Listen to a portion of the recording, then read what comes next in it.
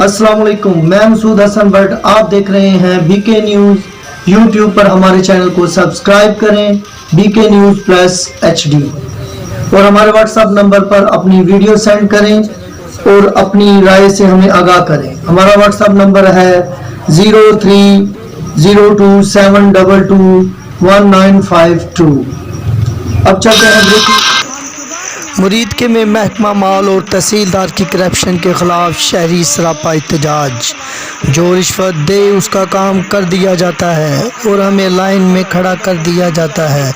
शहरी फट पड़े।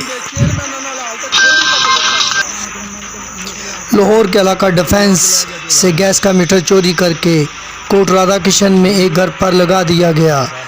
चोर महकमा गैस वाले या कोई और, एक बड़ा महकमा गैस पर सवालिया निशान।